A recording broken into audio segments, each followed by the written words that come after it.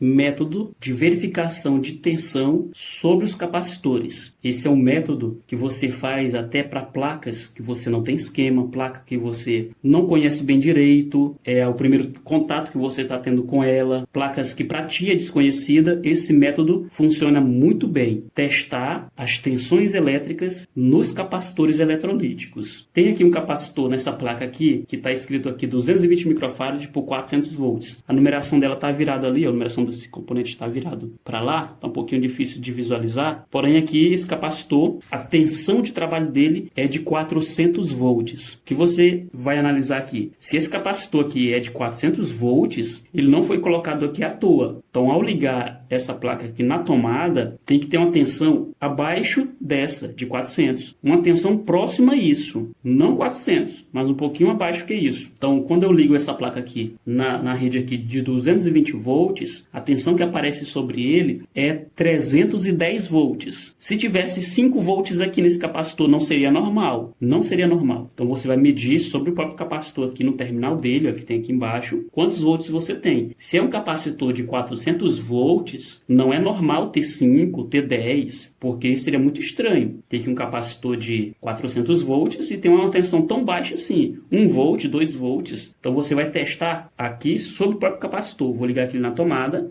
Pronto, liguei na tomada, botei aqui no meu multímetro na escala de 1000 volts DC, 1000 volts DC. Vamos ver quantos volts nós temos aqui. Temos 304 volts, está aceitável, tá bom. É um capacitor de 400 volts, é para ter aqui pelo menos mais de 100 volts nesse capacitor. Entendendo o circuito como ele funciona, como aqui a minha região é 220 volts, e sabendo que ele passa por uma ponte retificadora, então eu chego à conclusão que tem que ter em torno de 310. Então vamos lá, tem aqui 304 volts. Tá bom, 304 volts. Então isso aqui é uma tensão normal. Vou ver aqui os outros capacitores que tem aqui na parte secundária da fonte. Tem outros capacitores aqui. Vou olhar aqui, deixa-me ver. Tem aqui um capacitor, esse aqui, ó. Ele é um capacitor de 470 microfarads por 50 volts. Ó, ele é um capacitor por 50 volts. Vamos ver quantos volts tem aqui. Não pode ter mais do que 50.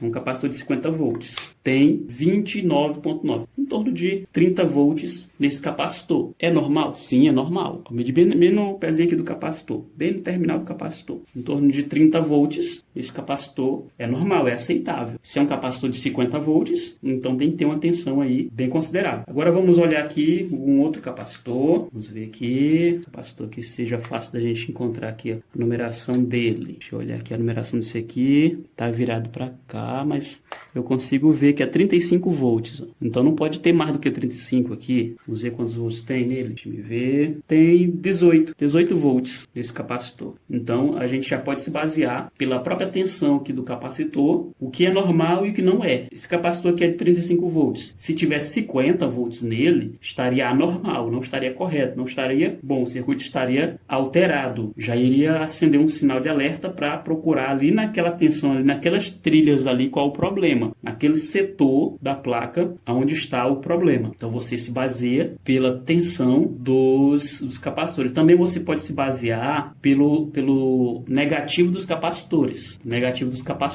Ou te dá uma tensão negativa ou te dá o aterramento em GND. Você encontra o GND através do menos do capacitor ou você encontra uma tensão negativa ali. Então você pode ficar também atento à polaridade do capacitor para fazer suas investigações. Eu estou colocando como exemplo essa placa aqui, mas no dia a dia você vai ver diversos tipos de placas, você vai se deparar por muitos tipos de placa e vai perceber que a lógica é semelhante. Eu quero te ensinar aqui não apenas macete, mas eu quero te ensinar aqui uma lógica, entender a lógica por trás desses circuitos e até através desses métodos aqui, entender que existe uma lógica. Você vai estar fazendo uma investigação na placa, usando esse método aqui de testar a tensão sobre os capacitores e ver que aquela tensão não pode ser mais do que a tensão que está escrita no capacitor. Está escrito aqui um capacitor de 50 volts, a tensão sobre ele não pode ser mais do que 50, tem que ser menos. Porém, não é normal ser tão baixo do que a tensão de trabalho dele aqui. Se tem 50 volts aqui,